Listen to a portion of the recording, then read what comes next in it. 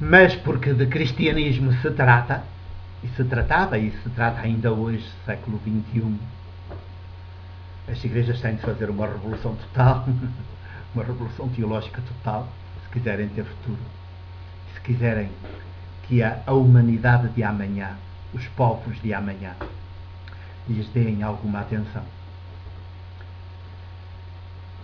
Porque de Jesus, porque de cristianismo se tratava e se trata, é claro que já não poderia Jesus, o das 4 narrativas, já não poderia entrar assim sem mais, pleno, na sua plenitude, no cristianismo. O cristianismo implodia, pois se Jesus fez implodir toda essa concepção mítica da casa real de David, Salomão, que fez o judaísmo e de certa maneira ainda o faz até este século XXI, o manteve até este século XXI, se o fez implodir, certamente que Jesus, os das 4 narrativas, ao entrar dentro do cristianismo, como ele foi aprovado nesses concílios e como tem sido prática corrente, cada vez mais afastada da realidade histórica de Jesus, ao longo destes 20 séculos, que se tornou depois cristandade e por aí fora, que se tornou missões, que se tornou conquista, inclusivamente conquista armada, que se tornou cruzadas, que se tornou Inquisição. Horrível. Como é que se compaginava Jesus e o cristianismo? Não dava. E então, Jesus, das 4 narrativas, são os evangelhos, ainda entra, não podiam escamotear tal coisa, ainda entra no cristianismo, mas entra da forma mais light, eu diria mais ignominiosa que se pode fazer, que se pode imaginar, porque retiraram-lhe todo o espírito e ficou apenas uma espécie de boneco, de manequim. Um Jesus sem fibra, um Jesus sem estatura, um Jesus sem postura radicalmente humana, um Jesus assim, maravilhoso, um Jesus infantil, bom para crianças, para entreter crianças, para distrair crianças, porventura idosos, pessoas idosas, mas nada que interessasse às pessoas já de maior idade. Nada que tivesse da sua dimensão duélica, daqueles seus duelos teológicos, daquelas suas práticas políticas maiúticas, nada disso interessa. E então, até essas práticas políticas maiúticas, apresentadas nas narrativas como sinais, são aqui reproduzidas no cristianismo como milagres, claro, coisas grandiosas, fora do comum, para tornarem o Cristo, assim, vencedor, o Cristo, essa figura mítica, que seria o grande vencedor, com o qual os seres humanos se assemelharão a pigmeus, coitados, ou menos que pigmeus, quando Jesus é o nosso paradigma de ser humano. Mas no cristianismo o Cristo não é assim. É sempre lá uma coisa, uma realidade, uma divindade, lá assim muito acima. Não tem nada a ver com a gente, que faz coisas espantosas, maravilhosas, milagres. E andamos estes 20 séculos nestas aldrabices todas, nestas mentiras todas. Quer dizer, entrou um Jesus completamente destituído da sua estatura humana. O Jesus carpinteiro, o carpinteiro de Nazaré, o filho de Maria, o crucificado, o que desiludeu por completo o grupo dos 12, o que escandalizou profundamente o grupo dos 12, não entra aí no cristianismo. E o próprio grupo dos 12 entra no cristianismo como o grupo exemplar, o grupo exemplar, cujo chefe passa a ser depois o chefe da igreja. Imaginem.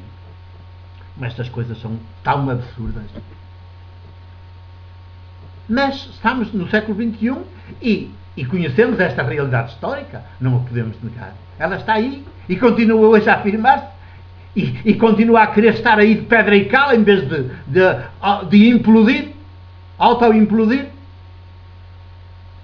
para finalmente nós apresentarmos, testemunharmos com as nossas práticas, com os nossos duelos teológicos desarmados, com as nossas vivências, também com a nossa palavra, com a nossa espiritualidade, a mesma de Jesus, testemunharmos Jesus às mulheres, aos homens do século XXI, aos povos do século XXI, sem preocupações de sermos uma instituição, uma igreja institucionalizada, mas com a preocupação de prosseguirmos, isso sim, a mesma fé de Jesus. Isso sim, de prosseguirmos um movimento desencadeado por Jesus. Movimento não institucional. Tudo que é institucional é idolátrico. Logo se transforma em poder. E onde houver poder há idolatria, há ídolo.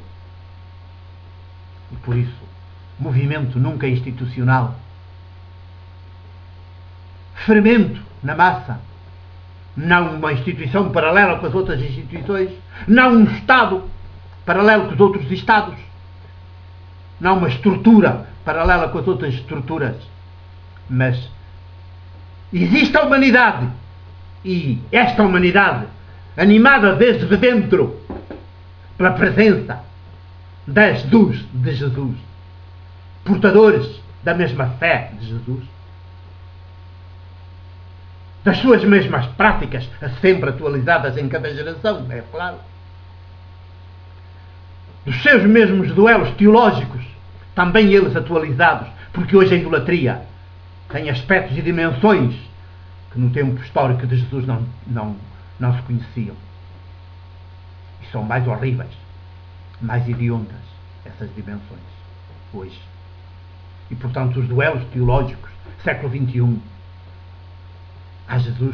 a prosseguir os de Jesus de forma atualizada, têm que ser muito mais, têm que usar outra linguagem, têm que ser muito mais radicais, porventura, do que o foram no tempo de Jesus.